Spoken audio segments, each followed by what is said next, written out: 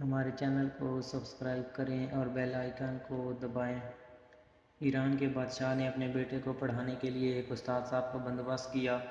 استاد صاحب کو کہا کہ میرے بچے کو دین پڑھائیے، میں چاہتا ہوں کل اس نے حکومت کو سنبھالنا ہے تو یہ دین سے آگاہ ہو جائیں، اس کو خود سکھائیے، پڑھائیے۔ ایک نیک بزرگ بڑے درویش عالی بادشاہ کے بیٹے کو پڑھانے لگے۔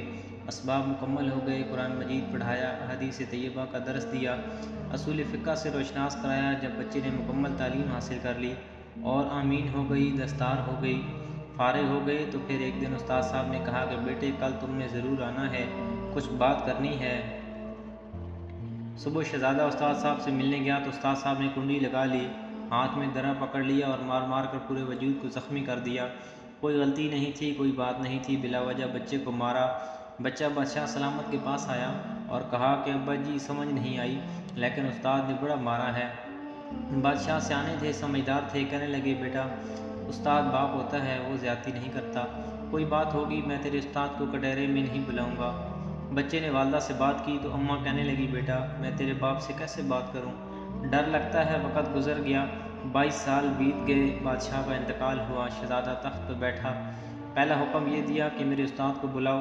استاد جی بوڑھے ہو گئے تھے، چھڑی کے اوپر ٹیک لگا کے آئے اور بھویں سفید ہو کے جھک گئی تھیں، یوں آنکھ کھول کے بڑی مشکل سے دیکھا۔ کہنے لگے شہزادے حکم ہو، مجھے کیوں بلایا؟ کہنے لگا میں شہزادہ نہیں، اب میں بادشاہ بن گیا ہوں۔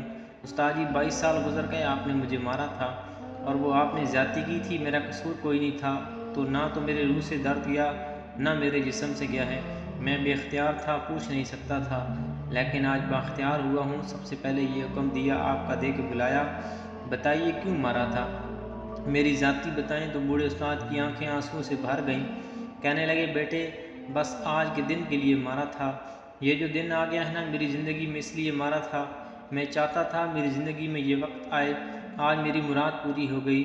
شہزادہ کہنے لگے استاد صاحب کس لیے مارا تھا، مجھے بھی سمجھائیے۔ آپ فرمانے لگے بیٹے کتنی دیر ہو گئی تجھے مار کھائے ہوئے؟ کہنے لگا 22 سال۔ فرمایا زخم بھولے تو نہیں، درد ختم تو نہیں ہوئی؟ 1 منٹ کے لیے تمہارے حافظ سے بات محو ہوئی تو؟ کہا استاد جی روز رات کو یاد آتا تھا۔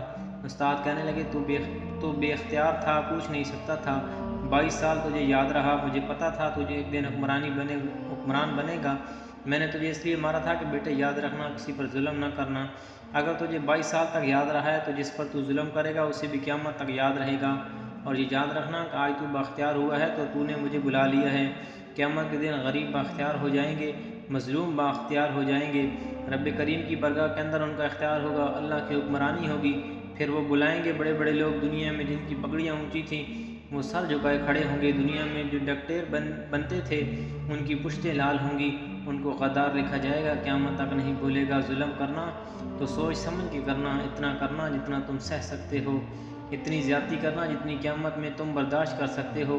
میرے نبی کریم صلی اللہ علیہ وآلہ وسلم نے فرمایا ظلم سے بچو، یہ قیامت کے دن اندھیروں میں سے ایک اندھیرا ہوگا۔ زندگی میں زیادتی نہ کریں، اگر تھوڑی دیر کے لیے کوئی چیز برداشت کر جائیں گے تو وہ فائدہ دے جائے گی، کچھ دیر کے لیے اگر سہ جائیں گے تو نفع مل جائے گا، سہنے کی کوشش کریں لیکن زیادتی نہ کریں۔